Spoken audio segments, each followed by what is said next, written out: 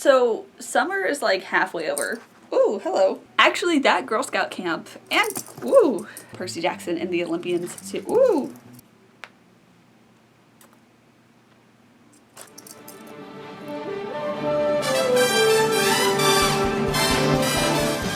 Hey y'all, welcome back to my channel. My name is Evelyn, and this is Here There Be Magic, where we talk about the magic of all things storytelling.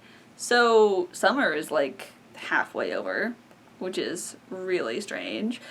It seems like summer used to last longer. Does anybody have that same feeling? Like now that I'm older, it's like, and maybe it's just because I am not as busy as I was during summer when I was a kid. My dad would have a lot of summer reading program shows, so we'd be driving from library to library doing those, and then in between I would go to day camps at museums, I had swimming lessons, sometimes I'd take summer dance classes, and so like there was always something for me to do.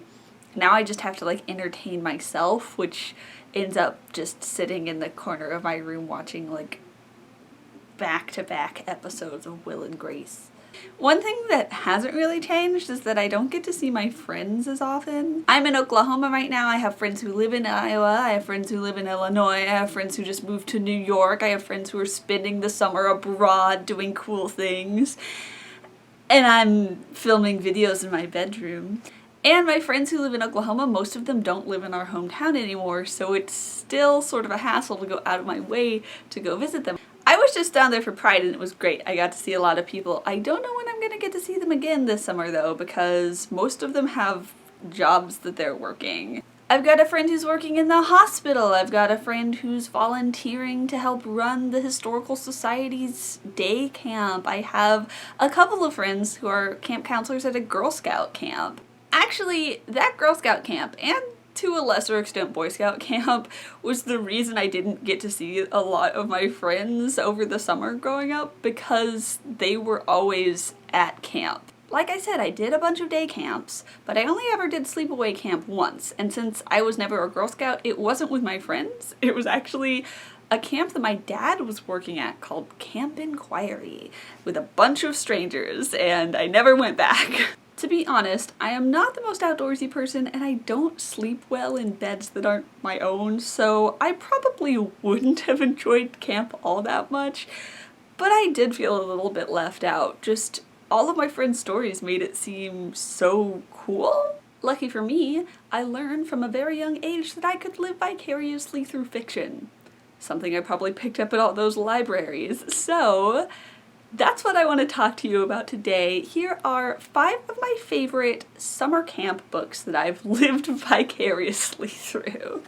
Alright, we're kicking things off with the fictional summer camp that gave young Evelyn the greatest FOMO, and that is, of course, Camp Half-Blood from the Percy Jackson books. These books follow Percy Jackson, who at age 12 has been kicked out of 5 schools in 6 years because his specific combination of ADHD and dyslexia makes him a difficult student. And after an incident involving some Greek and Roman antiquities, his pre-algebra professor, and a sword, he gets kicked out of a 6th school, prompting his mother to suggest he spend the summer at this camp that his father, who he's never met, wanted him to attend. But before they can get there, they're attacked by a monster straight out of Greek mythology, and his mother is taken from him. When he arrives at camp, Percy learns that he is the demigod son of one of the 12 Olympians, and that this camp, Camp Half-Blood, is actually a place where he will be trained to fight monsters. And despite Percy, as our narrator, drilling it into our heads that being a half-blood is scary and awful and probably is going to get him and his friends killed, tiny Evelyn wanted nothing more than to go to Camp Half-Blood and train and fight monsters and be part of this really cool magical world. I recently reread the original Percy Jackson and the Olympians books for a reading vlog that will be posted coming up soon, possibly next week, TBD. And let me tell you, It still rings true. I would still drop everything to go to this camp in a heartbeat. I've been told by my friends who go to camp every year that it's like their home away from home, and to me, there is no fictional world that feels more like my home away from home than the Percy Jackson universe. Next up, we have the newly renamed Camp Reynolds from You Have a Match by Emma Lord. When Abby took a DNA test, it was only to show support for her best friend Leo's search for his biological family. The last thing she was expecting was to find a secret sister. Abby and Savannah share both biological parents, and with only a year and a half and a few towns separating them, the fact that they didn't know about each other screams mystery, one that they're determined to solve by sneaking off to meet at Camp Reynolds. Except overachieving Instagram star Savvy is there as a counselor while Abby is stuck on a very boring academic track. To make matters worse, the two have basically nothing in common. In fact, Abby's starting to think that Savvy might be the perfect daughter she has never been. If you're a really big fan of the summer camp section of the Lindsay Lohan Parent Trap, then you'll really enjoy this book. I think they have similar vibes. It's the perfect balance between summer camp hijinks and uncovering long-held family secrets that make you realize your parents are not the people that you thought they were and, in fact, are actually humans who make mistakes. Next, we have Camp Outland from Camp by Elsie Rosen. Randy Kappelhoff loves spending the summer at Camp Outland, a safe haven for queer teens where every year he gets to take the stage in a big musical. Camp Outland is where he met his cabin mates, aka his best friends in the entire world, and it's also where he met the love of his life, Hudson Aronson Lim. Except Hudson doesn't really know that Randy exists, and even if he did, he wouldn't be into him. He is only into straight acting guys. Which is why this summer Randy has invented the perfect masculine alter ego, Dell. But is it worth giving up nail polish and unicorn bed sheets and everything else that makes Randy wonderfully him for love? If we're thinking realistically, out of all of the camps, out of all of the books in this video, this one is the one I would feel the most at home at. It's just a bunch of cool queer kids being their cool queer selves, or in Randy's case, learning how to appreciate his cool queer self. And who wouldn't want to go be part of that? Next we have Insomniacon from When Dimple Met Rishi by Sandhya Menon. Dimple Shaw has her summer all planned out. The program for aspiring web developers she'll be attending is going to help her create the world-changing app of her dreams, and bonus, help her escape her matchmaking mother's quest to find her the perfect Indian husband. Rishi Patel is a hopeless romantic who cannot wait to meet his future wife.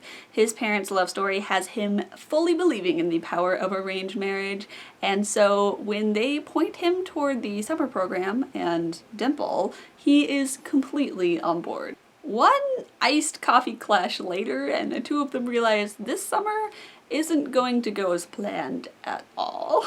Is Insomniacon actually a summer camp? I don't know, but they sleep away from home, so for me it counts. And I couldn't not include this adorable dual point of view opposites attract romance. I love a good dual point of view romance, especially when the characters start out on such completely different pages. It makes for some wonderfully hilarious dramatic irony. It's been 5 whole years, and stubborn overachiever Dimple and sweetheart Rishi are still one of my favorite young adult couples of ever. Last but certainly not least, we have the Connecticut Shakespeare Academy from Long Story Short by Serena Kaylor. 16-year-old antisocial genius Beatrice Quinn has been accepted into Oxford University.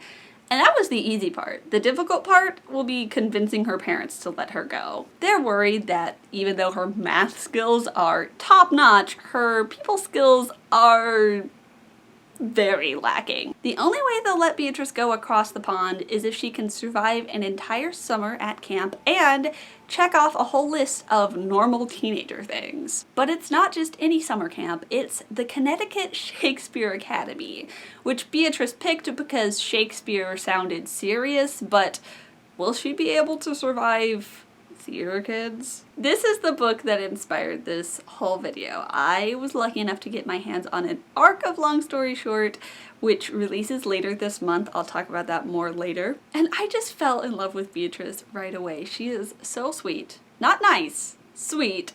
And her introverted struggle to figure out what constitutes a normal teenager, which is completely bullshit by the way, is just so endearing. She may struggle with social norms, but she makes up for it with wit and a stunningly large knowledge of Shakespeare. And of course, no one does summer camp hijinks, from the pranks to the parties, the way that theater kids do. This book is set to release on July 26th, which means you have a few more weeks to go ahead and pre-order it. I have, of course, put purchase links for all of the books that I mentioned in this video in the description. I've also included the link to the pre-order campaign for Long Story Short, which includes a very cute print of one of my favorite scenes in the book between Beatrice and her love interest. So there you have it, 5 of my favorite summer camp books. They may not be exactly like the real thing, but you can read them well in air conditioning. So if you like this video and you want to see more from my channel, remember to click that subscribe button. Like I said, I have a Percy Jackson reading vlog coming to you very soon. I also have even more recommendation videos, travel narratives, and boarding school books, and even more that you do not want to miss. So also remember to ring that bell icon so you can be notified whenever I upload. With that being said, my name is Evelyn. I make new videos every magical Monday, and I'll see you real soon. Bye-bye!